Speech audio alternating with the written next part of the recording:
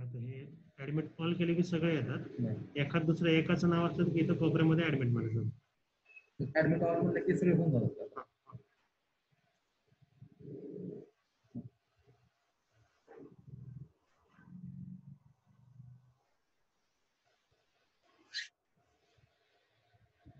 त्याच्यामध्ये recording automatic सुरू झालं.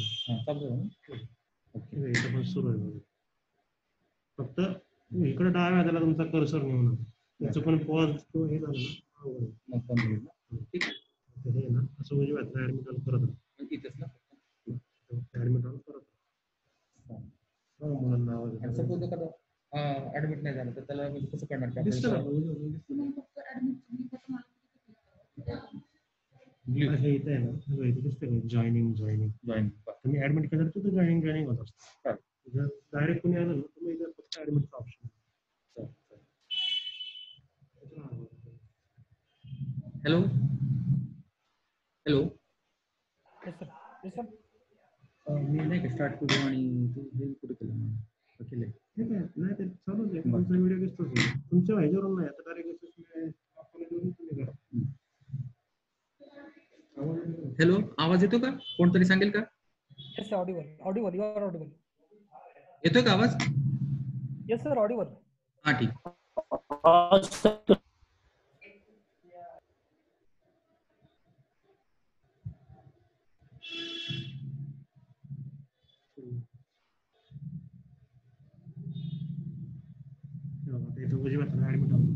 आलं का? करू का? ऍडमिट जॉईनिंग दिसतं असं सिंगल पण आलं ना ऍडमिट नाव चेक करतो. म्हणजे म्हणतात सरांचं नाव.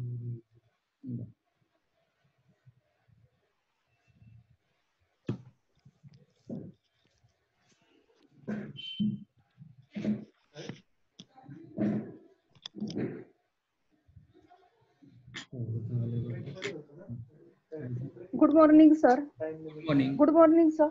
Good morning. Good morning.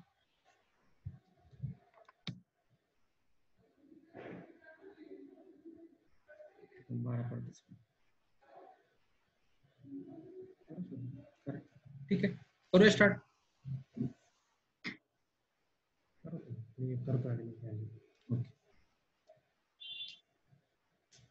Okay. Today we were discussing about the next order number 3. Order number 3. Name of this order is recognized agent and pleaders. Recognized agent and pleaders. He order number 3 आहे आणि ह्या ऑर्डरचं नाव आहे recognized agent and pleader. Order 3 rule first. Order 3 rule first. Appearance etc may be in person by recognized agent or by pleader. इथं हा order 3 rule first सांगतो appearance संदर्भात. Appearance आणि तो अपीयरन्स कसा असला पाहिजे पहा. May be in person. तो appearance may be in person असेल. मे बी इन पर्सन असेल. सेकंड, बाय रिकॉग्नाइज्ड एजंट और by pleader. There are 3 words given in this rule. 3 most important words. First word is in person. In person means काय की तो स्वतः. For example एक civil suit आहे आणि civil सूट मध्ये तो प्लेंटिफ असेल, डिपेंडंट असेल आणि या प्लेंटिफला आणि डिपेंडंटला स्वतःलाच तो सूट काय करायचा आहे, प्रोसीड करायचा आहे. तर त्याला तशी अथॉरिटी आहे. इन पर्सन तो सूट चालवू शकतो. फॉर एक्झाम्पल एक तुम्ही मूवी पाहिला असेल किंवा बऱ्याच मूवी मध्ये पाहिला असेल की काही जे काय त्यात ज्याच्यावर ट्रायल चालू असते किंवा ज्याच्या संदर्भात सिव्हिल सूट असतो तो पर्सन स्वतःच तो खटला पुढे प्रोसीड करत असतो. तो लॉयरची मदत घेत नाही. त्याला म्हणायचं इन पर्सन. फॉर एक्झाम्पल तुम्ही रुस्तम पिक्चर पाहिला असेल तर त्याच्यामध्ये त्याला त्या हिरो असतो तो अक्षय कुमार, त्याला विचारलं जातं की तुम्हाला लॉयर एंगेज करायचं का नाही, तर तो म्हणतो तुम्हाला लॉयर एंगेज करायचं नाहीये, मी इन पर्सन मी स्वतःच माझी केस काय करेल, पुढे ट्रायल करेल किंवा मी स्वतःच पुढे माझा खटला चालवेल, मला लॉयरची गरज नाही. तसं इन पर्सन म्हणजे तो स्वतः प्लेंटिफ असेल, डिफेंडंट असेल तो स्वतः. परंतु जेव्हा एखादा पर्सन असं म्हणतो की मला इन पर्सन तो सूट किंवा तो ट्रायल चालवायचा आहे, तर असं प्रिझम्पशन असतं की त्याला सर्व ह्या प्रोसिजर लॉ त्याचबरोबर सबस्टंटिव्ह लॉ माहित आहे आणि कोर्टाच्या इटिकेट्स मॅनर आणि कोर्टच्या ज्या रूल्स रेग्युलेशन्स आहेत ते त्याला माहित आहेत. असं प्रिझम्पशन असतं आणि मग तो काय करू शकतो इन पर्सन तो सूट चालवू शकतो. त्याचबरोबर सेकंड आहे अपीरन्स. अपीरन्स बाय रिकग्नाइज्ड एजंट. तो जो काय प्लेंटिफ आहे तो डिपेंडंट आहे तो त्याच्या रिकग्नाइज्ड एजंट थ्रू सुद्धा काय करू शकतो त्याचा अपीरन्स देऊ शकतो. त्याचबरोबर रिकग्नाइज्ड एजंट असू शकेल किंवा तो प्लीडरच्या बाय प्लीडरचा मदत घेऊन प्लीडरची हेल्प घेऊन तो काय करू शकतो अपीरन्स देऊ शकतो. म्हणून हा rule third order third rule first state that appearance म्हणजे काय तिथं हजर होणे. मग हा हजर होतो कोण ही जी काय पार्टीज आहेत पार्टीज टू सूट त्यामध्ये प्लेंटिफ असेल डिपेंडंट असेल त्याचा अपीरन्स कसा होईल एक तर इन पर्सन होईल तो स्वतः. Second by recognised agent through किंवा बाय प्लीडर कडून तो अपेअर होईल. Okay. Order 3 rule 2 recognised agent. मग आता रिकग्नाइज्ड एजंट आपण आता इथं वर्ड पाहिला की रिकग्नाइज्ड एजंट थ्रू अपीयरन्स दिला जातो. मग रिकग्नाइज्ड एजंट म्हणजे कोण? Recognised agent of a party by whom such appearance application act made by or done by first person holding a power of attorney. तो जो आपण रिकग्नाइज्ड एजंट म्हटला ही word वापरला तर ते रिकग्नाइज्ड एजंटचा अर्थ की त्याच्यामध्ये काय काय इन्क्लूड होतात की तो person holding power of attorney असा पर्सन आहे आणि त्याच्याकडे पॉवर ऑफ अटॉर्नी आहे. पॉवर ऑफ अटॉर्नी कुलमुखत्यारपत्र आहे त्याला आपण काय म्हटलं जाईल तिथं रिकग्नाइज्ड एजंट. त्याचबरोबर authorising him to make and to do such appearance. जर त्याला अथॉरिटी दिली असेल की तू काय करू शकतो अपियर होऊ शकतो. अथॉरिटी दिली असेल अपियर होऊ शकतो to do such appearance appear होऊ शकतो अशी अथॉरिटी दिली असेल तो पण रिकग्नाइज्ड एजंट होऊ शकतो. त्याचबरोबर application and act on behalf of such party. आणि एक पर्सन काय करू शकतो ऍप्लिकेशन करू शकतो किंवा ऍक्ट करू शकतो ऑन बिहाफ ऑफ पार्टीज तर त्याला पण काय म्हटलं जातं रिकग्नाइज्ड एजंट असं म्हणण्यात येतं. त्याचबरोबर सेकंड आहे B person carrying a trade business for in the name of parties not resident within a local limit. एक पर्सन आहे आणि तो पर्सन काय करतोय एक बिझनेस कॅरी करतोय. फॉर एक्झाम्पल एक कंपनी आहे एक पार्टनरशिप फर्म असेल किंवा एक कंपनी आहे आणि त्याच्या नावाने काय करतोय एका ज्युरिडिक्शन मध्ये त्यांचं बिझनेस चालू आहे बिझनेस कंडक्ट आहे. परंतु तो जो पर्सन आहे जो कंपनी आहे कंपनीचा जो अथॉराइज्ड पर्सन आहे तो पर्सन तिथं नाहीये. मग तिथं त्या लोकल ज्युरिडिक्शन मध्ये राहत नाहीये रेसिडेंट नाहीये. मग तो काय करेल तिथं जो रेसिडेंट राहतो त्या रेसिडेंटला काय करेल हा रेसिडेंटला तो काय देईल पॉवर ऑफ अटॉर्नी देईल किंवा काय त्याला देईल अथॉरिटी देईल की तू माझ्या वतीने तिथं अपियर हो. मग त्याला काय म्हणायचं recognised agent. Then next order third rule 3 name of this rule service of process on recognised agent. Service of process on recognised agent simple आहे पहा. Service of process for example एक सिव्हिल सूट आहे आणि civil सूट संदर्भात एक कंपनीच्या against हा civil suit आहे आणि ही कंपनी कुठे आहे रेसिडेंट कंपनीची जी काय मेन ब्रांच आहे ती मेन ब्रांच सपोज त्या कोर्टाच्या ज्युरिडिक्शनच्या बाहेर आहे आणि त्या कंपनीचा एक पर्सन त्याचं एक ब्रांच त्या कोर्टाच्या ज्युरिडिक्शन मध्ये आहे. मग समजा त्या कंपनीला जर समन्स इश्यू करायचा असेल तर त्या एजंटला जरी समन्स इश्यू केला प्रोसेस इश्यू केला तरी असं प्रिझम्पशन असतं की जो काय त्या कंपनीलाच प्रोसेस इश्यू केलेला आहे त्या कंपनीला तो काय समन्स इश्यू झालेला आहे असं समजलं जातं.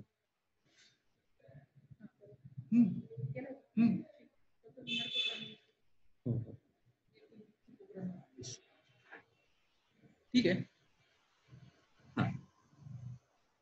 असं समजण्यात येतं की process of issue to the recognised agent. त्या रिकग्नाइज्ड एजंटला जरी प्रोसेस ऑफ इश्यू झाला असेल प्रोसेस त्यांना समन्स सर्व झाली असेल तरी पण असं समजण्यात येतं की जणू काय त्या कंपनीलाच ती प्रोसेस इश्यू झालेली आहे कंपनीला तो समन्स सर्व केलेला आहे असं समजण्यात येतं according to rule 3. Then rule 4 appointment of a pleader. आता प्लीडर म्हणजे काय आपण हे थर्ड पर्सन आपण पाहिला होता की हा प्लीडर असतो. मग प्लीडर म्हणजे कोण तर प्लीडर म्हणजे कोण आहे पहा की असा person by such a person by in writing sign by such person जो त्याला अथॉरिटी देतोय तो अथॉरिटी दिलेला पर्सन आहे त्यानं काय केलेलं आहे साइन इन मध्ये त्याला अथॉरिटी दिलेली आहे by such person or by his recognised agent. Writing मध्ये त्यांनी दिलेलं आहे साइन दिलेलं आहे आणि some other by duly authorised किंवा power of attorney or such make of for such appointment. म्हणजे for example power of attorney असेल त्या एजंटकडे, तर तो एजंट काय झालेला आहे, तो प्लीडर होऊ शकतो, अपॉइंटमेंट ऑफ प्लीडर. परंतु इथं एकच वर्ड महत्वाचा आहे, रायटिंग साईन. रायटिंग साईन, तिथं साईन असलं पाहिजे. रायटिंग साईन म्हणजे लिखित त्याला संमती दिली पाहिजे. त्या प्लीडरला पण असेल, तर रिकॉग्नाइज्ड एजंटला पण असेल, तर रायटिंग साईन. त्याचबरोबर तिथं लास्ट एक रूल आहे, सब रूल आहे, दॅट त्या name of a parties to the suit. जेव्हा ही एक पर्सन, ही कंपनी त्या दुसऱ्या पर्सनला काय करते, अथॉरिटी देते, तर तिथं अथॉरिटी देत असताना खाली हे इन्ग्रेडियंट आहेत, हे इन्ग्रेडियंट महत्वाचे असले पाहिजे. First ingredient name of the parties to the suit. तिथे सूट आहे, त्या सूट मधले जे पार्टीज आहेत त्या पार्टीचं नाव असलं पाहिजे. सो अँड सो सूट संदर्भात मी सो अँड सो पर्सनला मी काय करतोय, ही देतोय, अथॉरिटी देतोय अपिअरन्ससाठी. त्याचबरोबर name of party to whom he is appear, आणि त्या ज्याच्या वतीनं तो जो पर्सन आहे, प्लीडर आहे, तो अपिअर होणार आहे, त्या पर्सनचं नाव पण तिथं हजर असलं पाहिजे. नाव पण, की ज्याच्या वतीनं हा प्लीडर अपिअर होणार आहे त्याचं नाव पण तिथं असलं पाहिजे. तिथं स्पष्ट शब्द सांगितलं बघा, the name of a party for whom he appears, की कोणासाठी तो अपिअर होणार आहे त्याचं नाव पण असलं पाहिजे. आणि लास्ट आहे the name of a person by whom he is authorised to appear, आणि त्या पर्सनचं नाव, की तो कोण अपिअर होणार आहे त्या पर्सनचं पण नाव, असा अपिअरन्स होतो. त्याचबरोबर service of process on pleader. तेच जसं सपोज एक सिव्हिल सूट आहे आणि सिव्हिल सूट मध्ये एक प्लीडर एंगेज केलेला आहे, आणि ह्या सिव्हिल सूट संदर्भात एखादी प्रोसेस आहे, इश्यू ऑफ प्रोसेस, समन्स असेल किंवा नोटीस असेल, ही नोटीस जर प्लीडरला जर दिली असेल तर असं प्रिझम्पशन असतं की जणू काय त्या प्लीडरला दिली, जणू काय असं समजण्यात येतं की जो प्लीडर, ज्याच्या वतीनं तो प्लीडर करतो त्या पार्टीला समज सर्व झालाय असं प्रिझम्पशन असतं. फॉर एक्झाम्पल एक डिफेंडंट आहे आणि डिफेंडंटने एक प्लीडर एंगेज केलेला आहे, आणि सपोज कोर्टाने एक समन्स इश्यू केला किंवा नोटीस इश्यू केली, आणि ती नोटीस किंवा इश्यू त्या प्लीडरला मिळाली. मग जर त्या प्लीडरला मिळाली असेल तर असं प्रिझम्पशन असते की जणू काय ते त्या डिफेंडंटला मिळालं, कारण तो डिफेंडंटच्या वतीनं कोण एंगेज झालेला आहे, तो प्लीडर. म्हणून प्लीडरला जरी ती नोटीस मिळाली असेल तरी असं प्रिझम्पशन असतं की ती नोटीस डिफेंडंटला मिळाली. Next, agent to accept service. आणि इथं ह्या रूलमध्ये नेक्स्ट रूल सांगितलेला आहे 6, की इथं जो एजंट आहे तो एजंट काय करेल, ऍक्सेप्ट करेल. ती जी काय नोटीस आहे, ती काय जी सर्व्हिस आहे, ती सर्व्हिस काय करेल, ऍक्सेप्ट करेल. ऍक्सेप्ट. ओके. देन नेक्स्ट आहे appointment to be in writing to be filed in a court. आता सांगितल्याप्रमाणे की जो काय अपॉइंटमेंट आहे, मग तो प्लीडर असेल किंवा एजंट असेल किंवा काही स्पेशल अपॉइंटमेंट असेल, स्पेशल रेकग्नाइज्ड एजंट असेल, व्हॉट एव्हर मे बी, जी काय असेल अपॉइंटमेंट, त्या अपॉइंटमेंट संदर्भात ती अपॉइंटमेंट कशी असली पाहिजे, इन रायटिंग मध्ये असली पाहिजे, to be filed in a court. आणि ती रायटिंग झालेलं जे काय अथॉरिटी लेटर आहे ते कोर्टामध्ये सादर केलं पाहिजे. अथॉरिटी लेटर असेल, जे रायटिंग मधलं लेटर आहे ते लेटर कोर्टामध्येच प्रेझेंट केलं पाहिजे. आणि ती appointment, such appointment may be special, ती अपॉइंटमेंट एक तर स्पेशल असेल किंवा इन जनरल किंवा जनरल असेल, shall be made by an instrument. आणि त्या संदर्भात त्या दोघांमध्ये काय झालं पाहिजे, एक इन्स्ट्रुमेंट झालं पाहिजे, एक दस्त झालं पाहिजे, साइन्ड बाय द प्रिन्सिपल. आणि जो अथॉरिटी देणार आहे तो प्रिन्सिपल आहे, त्यानं पण साईन केली असली पाहिजे. आणि such instrument and appointment of general, की आणि ज्याची अपॉइंटमेंट केली त्याचं पण तिथं साईन असलं पाहिजे. ह्याच्या संदर्भात जर उदाहरण द्यायचं झालं तर तुम्हाला एक उदाहरण देतो, की जेव्हा एखादा सिव्हिल सूट दाखल होतो, सिव्हिल सूट दाखल करत असताना जो प्लेंटिफ आहे तो प्लेंटिफ प्लेंट करत असतो, त्याच्या कागदपत्र देतो त्यांच्या लॉयरकडे. जेव्हा हा प्लेंट दाखल होतो त्याबरोबर एक अथॉरिटी लेटर पण असतं, आपण त्याला मराठीत म्हणतो वकालतपत्र किंवा वकीलपत्र, वकालतनामा. हे बघा, हा वकालतनामा तुम्हाला मी नंतर दाखवेन तो फॉर्मॅट, की हा वकालतनामा असतो, तिथं पार्टीज असतात, प्लेंटिफ कोण, डिफेंडंट कोण, आणि कोणाच्या वतीनं तो प्लेडर अपिअर होणार आहे त्याचं नाव असतं, कोणाच्या वतीनं. मग so and so lawyer, advocate so and so is engaged on behalf of plaintiff असेल तर प्लेंटिफचं नाव, डिफेंडंट असेल तर डिफेंडंटचं नाव. तो वकालतपत्र एक रिटर्न इन्स्ट्रुमेंट असतं, एक रिटर्न डॉक्युमेंट असतं, आणि हे डॉक्युमेंट जे अथॉरिटी लेटर आहे हे कोर्टात सादर केलं असलं पाहिजे, तरच त्या पर्सनला काय होतो, राईट मिळतो की ह्या पर्सनच्या बाजूने फेवरने काय करायचं, प्लीड करायचं. Here we completed the first third order name is recognised agent and pleader. आज आपण ही आता आपण थोडीच ऑर्डर होती, छोटी ऑर्डर होती, तर ही आपण पाहिली. यामध्ये आहे पहा, रिकॉग्नाइज्ड एजंट अँड प्लीडर. ह्या ऑर्डरचं नाव आहे रिकॉग्नाइज्ड एजंट अँड प्लीडर. याच्यामध्ये आपण रूल पाहिला की फर्स्ट रूल मध्ये अपीअरन्स आहे. मग अपीअरन्स 3 प्रकारे दिला जातो, एक तर इन पर्सन दिला जातो, किंवा रिकॉग्नाइज्ड एजंट थ्रू दिला जातो, किंवा प्लीडर कडून दिला जातो. त्याचबरोबर जेव्हा एखाद्या जर सर्व्हिस ऑफ समन्स असेल किंवा सर्व्हिस ऑफ नोटीस असेल आणि ती जर त्या रिकग्नाइज्ड एजंटला झाली असेल तर असं समजण्यात येतं की जणू काय त्या पार्टीजलाच तो समन्स सर्व झालेला आहे, ती नोटीस सर्व झालेली आहे असं समजण्यात येतं. त्याचबरोबर अपॉइंटमेंट ऑफ प्लीडर, प्लीडरचे अपॉइंटमेंट करत असताना तिथं रिटर्न डॉक्युमेंट्स असतं, रिटर्न डॉक्युमेंट्स असतं. त्याचबरोबर प्लीडरचं नाव असतं, ज्यांनी त्याला अपॉइंट केलेलं आहे त्याचं नाव असतं आणि ज्याचं अपॉइंटमेंट केलेलं असतं त्याचं पण नाव असतं आणि ते रिटर्न डॉक्युमेंट्स असतं. त्याचबरोबर त्या डॉक्युमेंटमध्ये खालील गोष्टी पण इथं इन्क्लूड असतात. फर्स्ट आहे नेम ऑफ पार्टीज, त्या डॉक्युमेंटमध्ये नेम ऑफ पार्टीज असलं पाहिजे. Name of a party to whom he appear, की कोणाच्या वतीने तो अपेअर होणार आहे, आणि name of a person by whom he is authorised to appear, आणि त्याला कोणी अथॉरिटी दिली त्या पर्सनचं पण तिथं नाव असतं. असं ते रिटर्न डॉक्युमेंट असतं. त्याचबरोबर service of a process on pleader, आणि जेव्हा एखादी सर्व्हिस ऑफ प्रोसेस प्लीडरला होत असेल तर असं प्रिझम्पशन असतं की जणू काय त्या पार्टीजलाच ती सर्व्हिस झालेली आहे. ज्या पार्टीने त्या प्लीडरला एंगेज केलेलं आहे त्या पार्टीजला ही सर्व्हिस ऑफ समन्स झालेलं आहे असं समजण्यात येतं.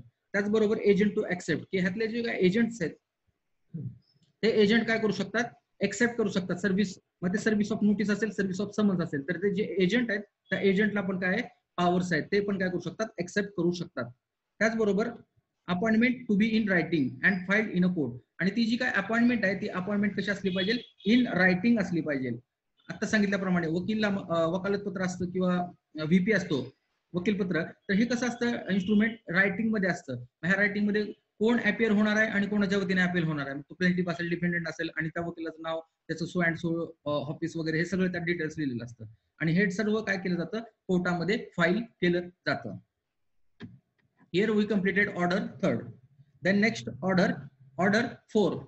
Order 4, name of order 4 is institution of a suit. हे पण शॉर्टच आहे ऑर्डर. इथं नाव लिहा ऑर्डर 4 नाव लिहा इन्स्टिट्यूशन ऑफ अ सूट. आता सूट काय झालेलं आहे, इन्स्टिट्यूट करायचं आहे, इन्स्टिट्यूट ऑफ अ सूट.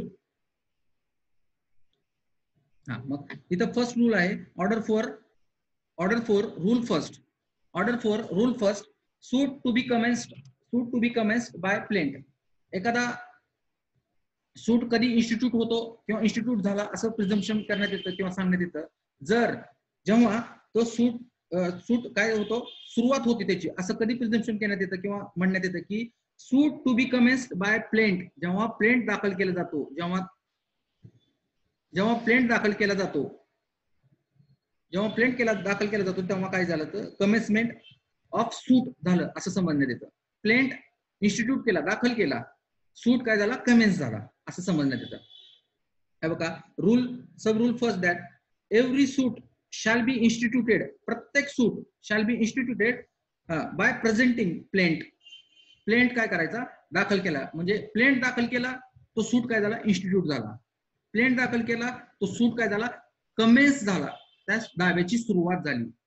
जसं इथं प्लेंट दाखल झाला दाव्याची सुरुवात झाली. देन पुढे प्लेंट इन डुप्लिकेट, जे प्लेंट आहे त्या प्लेंट मध्ये त्याची जी काय डुप्लिकेट कॉपी पण असली पाहिजे, झेरॉक्स कॉपी पण असली पाहिजे. फॉर एक्झाम्पल हा एक प्लेंट आहे 5 पानाचा, तर तो प्लेंट त्या 5 पानाबरोबर आणखीन एक त्याची डुप्लिकेट कॉपी असली पाहिजे, ती कोणाला, कोर्टाला. त्याचबरोबर आणखीन एक कॉपी केली जाते, त्याला जजमेंट डिक्रीसाठी एक कॉपी म्हणतात. आणि जेवढे डिफेंडंट आहेत, फॉर एक्झाम्पल एक प्लेंटिफ आहे आणि 5 डिफेंडंट आहेत, एक प्लेंटिफ आहे आणि 5 डिफेंडंट आहे, तर हा प्लेंटिफ ने प्लेंट दाखल केला, सूट इन्स्टिट्यूट झाला, सूट कमेन्स झाला.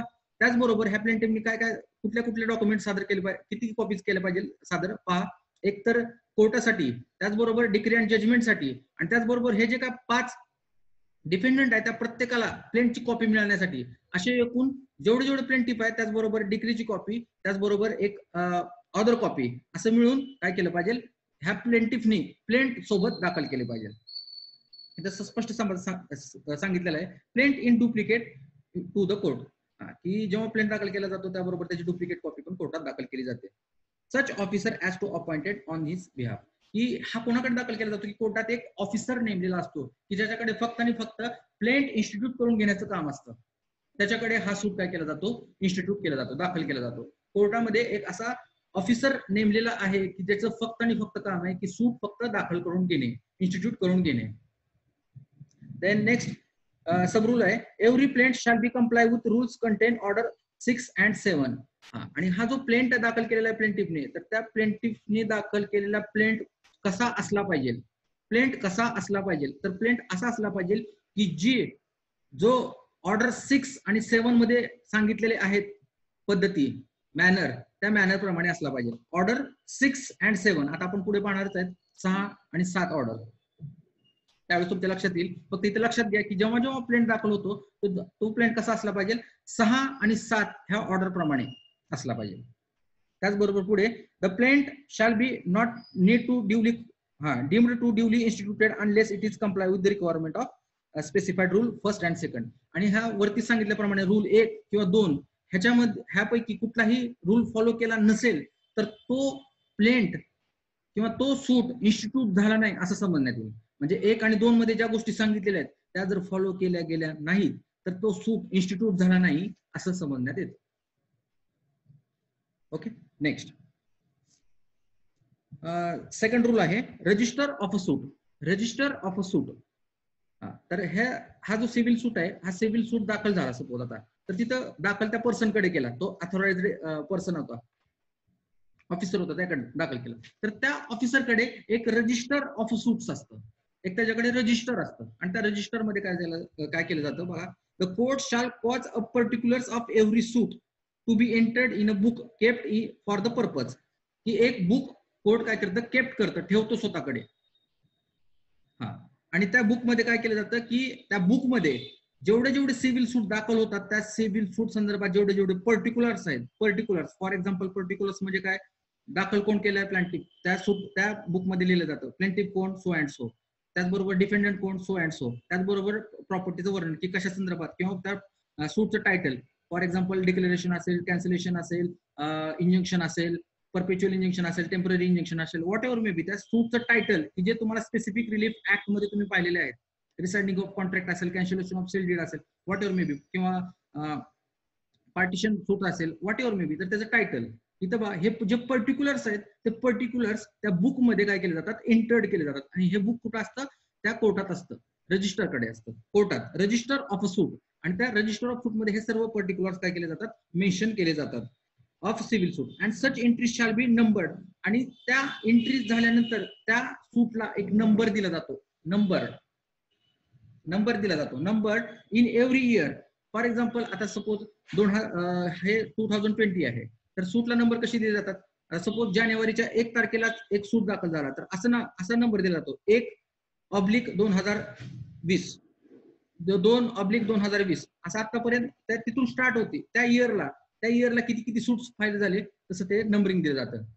फॉर एक्झाम्पल आतापर्यंत आता किती, फॉर एक्झाम्पल शिवाजीनगर कोर्टाचं उदाहरण घेऊया, आणि तिथं जर आता जर हा मंथ चालू आहे तर ह्या मंथ मध्ये किती, फॉर एक्झाम्पल 213/2020 असं, 215/2020 असं, अकॉर्डिंग टू. आणि त्याला नंबर दिल्यानंतर काय होतं, order in which the plaint are admitted, आणि मग तो प्लेंट काय होतो, ऍडमिट होतो. Okay, here we completed the order 4. Order 4, name of order 4 is institution of a suit.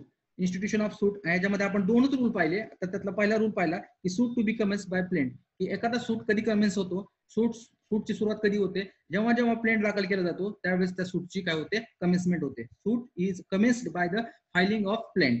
मग तो प्लेंट कसा असला पाहिजे, every plaint shall be comply rules of content order 6 and 7. आणि तो प्लेंट कसा असला पाहिजे की जे रूल्स सांगितलेले आहेत, आणि ऑर्डर मध्ये 6 आणि 7 मध्ये ज्या ऑर्डर मध्ये सांगितलेले रूल्स आहेत त्या रूल्स कम्प्लाय केले असेल तरच तो प्लेंट दाखल होतो आणि तो सूट कमेन्स होतो. प्लेंट दाखल होतो आणि तो सूट कमेन्स होतो, पुढे सुरुवात होते त्या सूटची. त्याचबरोबर लास्टला सांगितलेलं आहे की 1 आणि 2 मध्ये जर कम्प्लाय केला नसेल त्या प्लेंटिफने तर तो सूट इन्स्टिट्यूट झाला नाही असं समजण्यात येतं. त्याचबरोबर सेकंड रूल सांगितलेला आहे आपण, रजिस्टर ऑफ अ सूट्स, की सूटचं रजिस्टर असतं आणि त्या रजिस्टर मध्ये काय केलेलं असतं, पर्टिक्युलर्स सांगितलेले असतात. मग ते पर्टिक्युलर्स मध्ये काय काय असतात, प्लेंटिफ असतं, डिपेंडेंट असतं आणि सूटचं टायटल असतं. त्याचबरोबर त्या सूटला काय दिलेलं असतं, नंबर केलेलं असतं, numbered in year, in every year, प्रत्येक इयरचा नंबर असतो. फॉर एक्झाम्पल आपण आता सांगितलं 2020चा, तर त्या पाठीमागे 19, 18, 17 असे सूट्स असतात, त्या इयरला दाखल झालेले आणि ते नंबर्स असतात. Okay, here we completed order 4. Order 4, name institution of a suit. Then next order, most important order in the CPC, in the on the आणि तुमच्या त्या एक्झामिनेशनच्या अनुषंगाने पण ही सर्वात महत्वाची ऑर्डर आहे पहा. Issue and service of summons. Issue and service of summons नाव लिहून घ्या. Issue and service of summons दोन इथं सांगितले बा. एक तर इश्यू केले जातात. इश्यू कोण करतं? समन्स कोण इश्यू करतं? कोर्ट करतं. Issue and service of summons. एकदा का तो इश्यू केला समन्स तर त्याची सर्व्हिस करायची परत. ते त्या डिफेंडंटला सर्व्ह करायचे, त्याला द्यायचा. ओके. कुठली ऑर्डर आहे सर ती? हा 5 ऑर्डर कुठली? 5 का? थँक्यू. बरं कोणाला ठीक आहे, आपण नंतर लास्टला एक 2-4 मिनिटं ठेवू, त्यामध्ये आपण सगळ्याचे डाऊट क्लिअर करू. आता फक्त आपण जस्ट कारण ही 5 जी काय ऑर्डर आहे ती खूप मोठी आहे आणि खूप महत्वाची आहे, तर एक एक पाहूया आपण. Okay okay. आता इथं आपण पाहिलं की ह्या ऑर्डरचं नाव पहा, नाव लिहून घ्या. Issue and service of summons. दोन पार्ट इथे आहेत, एक तर इश्यू आहे आणि दुसरा पार्ट आहे सर्व्हिस ऑफ समन्स.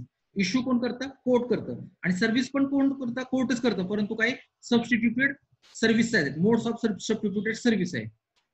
तर ते आपण पुढे पाहणारच आहेत की फक्त इथं लक्षात घ्या की एक तर काढलं जातं, इश्यू केला जातो आणि त्याचं सर्व्हिस होते, त्या समन्सचं सर्व्हिस होते. तर इथं समन्स काय म्हणजे पाहूया अगोदर. समन्स समन्स म्हणजे काय नाही, फक्त एक नोटीस असते, नोटीस, त्याला आपण समन्स म्हणतो. हे बघा, आता हे समन्स काढायची गरज काय? फॉर एक्झाम्पल एक प्लेंटिफ आहे आणि प्लेंटिफने सूट दाखल केला आणि कोणाच्या अगेन्स्ट डिफेंडंटच्या, पण त्या डिफेंडंटला माहितच नाही त्याच्या अगेन्स्ट सूट दाखल केलेला आहे. त्या डिफेंडंटला कसं कळणार?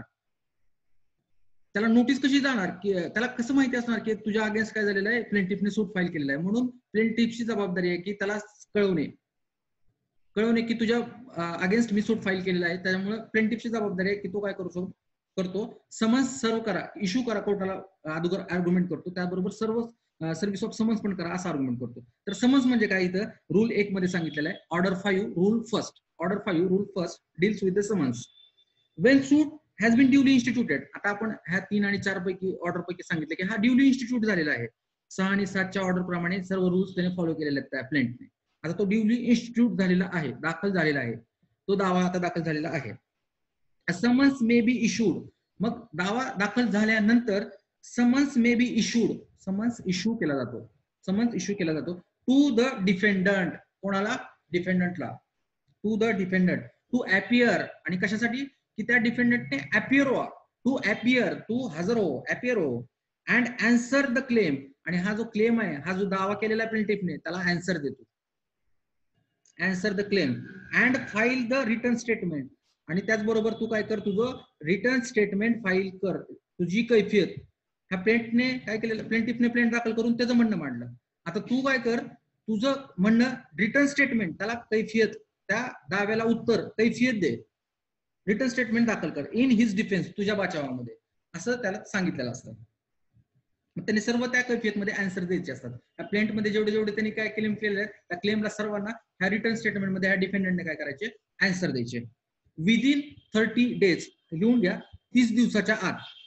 हे पहा, प्लेंटिफने प्लेंट दाखल केला, ते समन्स काढला आणि समन्स सर्व झाला डिफेंडंटला सपोज आज जर सर्व झाला, सर्व्हिस ऑफ समन्स झाली सपोज आज, तर त्याच्यावरती जबाबदारी आहे, त्याने 30 दिवसाच्या आत त्याचं रिटर्न स्टेटमेंट, त्याचं म्हणणं, त्याची कैफियत देणं गरजेचं आहे.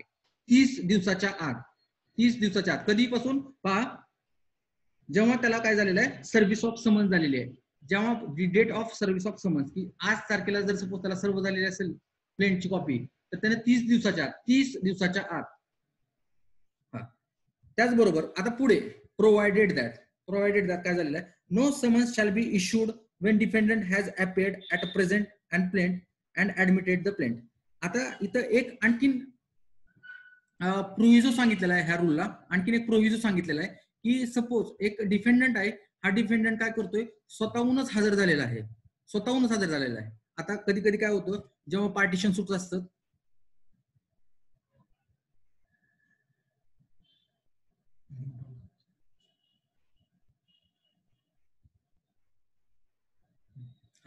जेव्हा पार्टिशन सूट असतं त्यावेळेस इथं सर्वांना माहित असतं की प्लेंटिफ कोण होणार आहे, डिफेंडंट कोण होणार आहे. आणि डिफेंडंट पण इथं काय होतो, जेव्हा प्लेंट दाखल करत असतात त्यावेळेसच तो हजर होतो. म्हणून कधी कधी जेव्हा डिफेंडंट हजर होतो आणि त्याचं म्हणणं दाखल करतो, त्यावेळेस त्याला समन्स काढायची गरज नाहीये, कारण तो ऑलरेडी हजर झालेला आहे. तो ऑलरेडी तिथं काय झालेला आहे, हजर झालेला आहे. इथं स्पष्ट सांगितलेलं आहे at a present of a plaint, तो प्लेंट दाखल करतानाच हजर आहे तो डिफेंडंट. ओके, जनरली हा वाटपाच्या दावामध्ये असं होत असतं की एखाद्या भाऊला काय केलं जातं, प्लेंटिफ केलं जातं आणि बाकीच्या भावांना काय केलं जातं,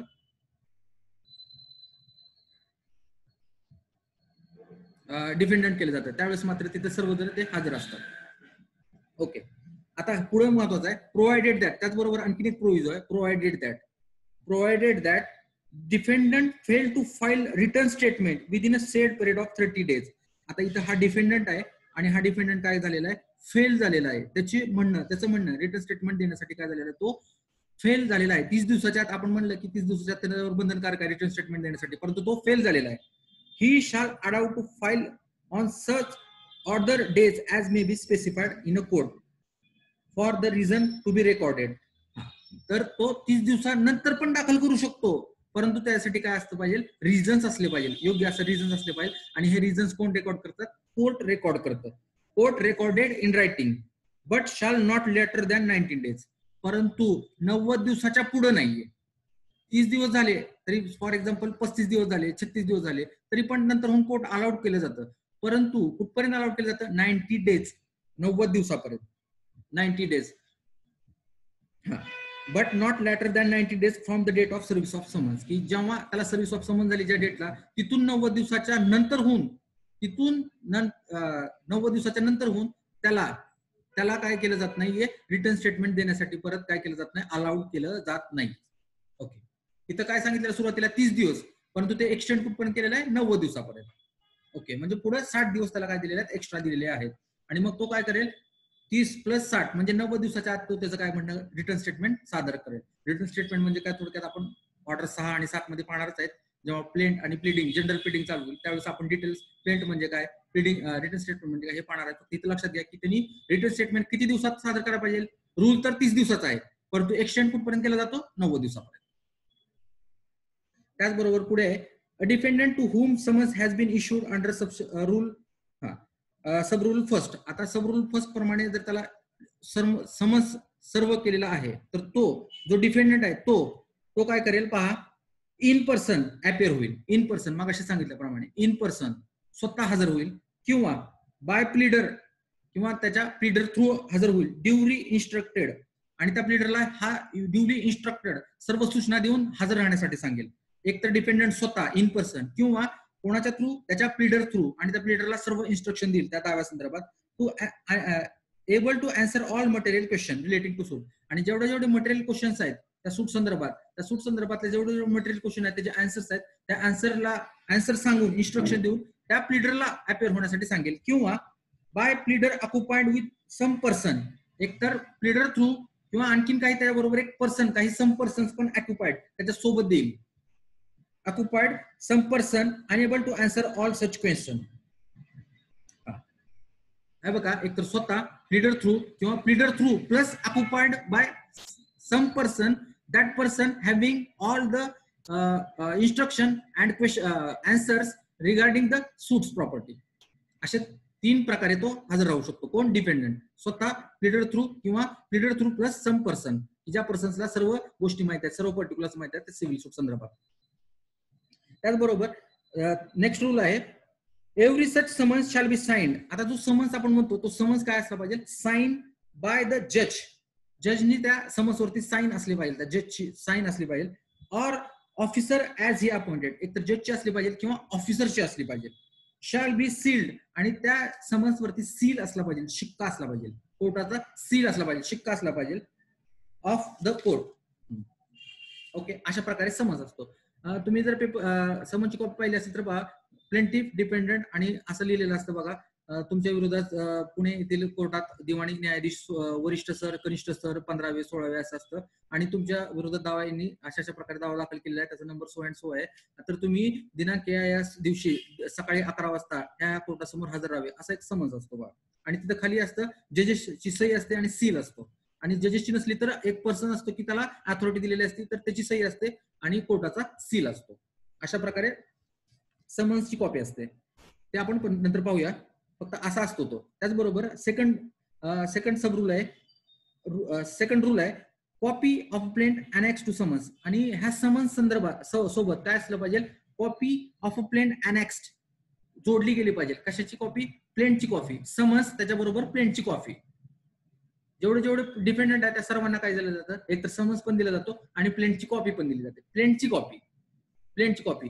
मग इथं सांगितलेलं आहे सेकंड रूल मध्ये, copy of a plaint, copy of a plaint annex to summons. आणि त्या समन्स बरोबर कॉपी ऑफ प्लेंटची कॉपी समन्स अनेक्स केली जाते. त्याचबरोबर third rule, court may order defendant or plaintiff to appear in person.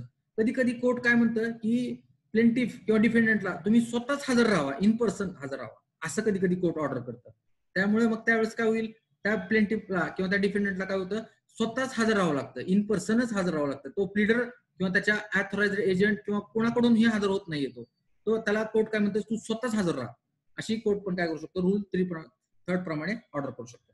त्याचबरोबर next rule आहे, no party to be order to appear in person unless resident within a certain limits. आता काही person आहे, हा dependent आहे, हा dependent कुठं resident आहे, त्या कोर्टाच्या लांब ज्युरिडिक्शनच्या बाहेर आहे. तर तिथं काय केलं जातं, कधी कधी कोर्ट असं सांगतं त्यांना की तुम्ही स्वतः नाही हजर राहिले तर चालेल, पण तुमच्या एजंट थ्रू तुम्ही हजर राहा. कारण हा जो डिपेंडंट आहे हा कसा आहे, resident out of jurisdiction of a court, किंवा तो रिमोटनेसला आहे, दूर राहतोय. त्याच्यामुळे काय जातं, सांगितलं जातं की तू स्वतः नाही डिपेंडंटला हजर राहिलं तर चालेल, पण तुझ्या रिकग्नाइज्ड एजंट थ्रू तू हजर राहा. असं रूल 4 सांगतो. त्याचबरोबर रूल 5 सांगतो, summons to be either settle issue or final disposal. आणि हे समन्स असतात, हे समन्स कशासाठी काढलेले आहेत, तिथं पर्पज सांगितलेला बा, समन्स आयदर सेटल इश्यूज, काही इश्यूज आहेत त्या प्लेंट संदर्भात, प्लेंटमध्ये, तर ते जे प्लेंट आणि रिटर्न प्लेंटमध्ये, तर त्या इश्यूज सेटल करा, किंवा फॉर फायनल डिस्पोजल, किंवा कधी कधी कोर्ट काय करतं, ऍट फर्स्ट हिअरिंगलाच काय करतं, डिस्पोजल ऑफ सूट करतं.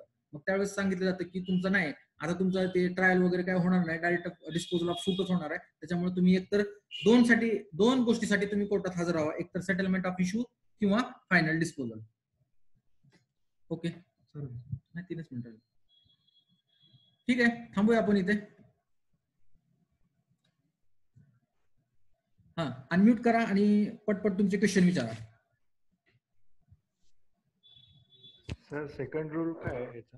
हा, copy of plaint annexed to summons. Copy of a plaint annexed to summons. Second rule काय आहे? हा, की जेव्हा समन्स दिला जातो डिफेंडंटला, त्या समन्स बरोबर प्लेंटची कॉपी पण दिली जाते.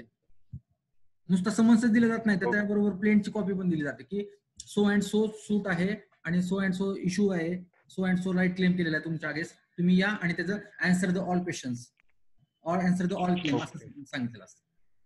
ओके सर, कधी कधी डिपेंडंट घेत नाही आपलं समज, त्यावेळेस मग हा, तर आपण ऑर्डर 5 मधले रूल 5 पर्यंत आलेलो आहेत. ऐका, ऑर्डर 5 मध्ये आपण रूल 5 पर्यंत आलेलो आहेत. तर आपल्याला ऑर्डर 5 मध्ये रूल किती पाहिजेत बघा, रूल आपल्याला 26 पाहिजे. 26 आपल्याला शिकायचे. आतापर्यंत आपण आज फक्त 5 रूल पाहिलेले आहेत. तर जेव्हा आपला 26 होईल त्यावेळेस तुमचे सर्व ह्या डाऊट्स आहेत ते क्लिअर होतील. कारण कधी सबस्टिट्यूट सर्व्हिस केली जाते, कधी डिपेंडंट घेत नाहीये. मग त्यावेळेस काय प्रोसिजर आहे ह्या पूर्ण ऑर्डर मध्ये सांगितलेलं आहे. आणि ही ऑर्डर 26 रूलनी बनलेली आहे. त्याच्यामुळे आतापर्यंत आपण फक्त 5 पाहिलेत. त्याच्यामुळे तुमच्या लक्षात येत नसेल, जेव्हा आपण पुढे जाणार त्यावेळेस तुमचे हे सगळे डाऊट क्लिअर होतील.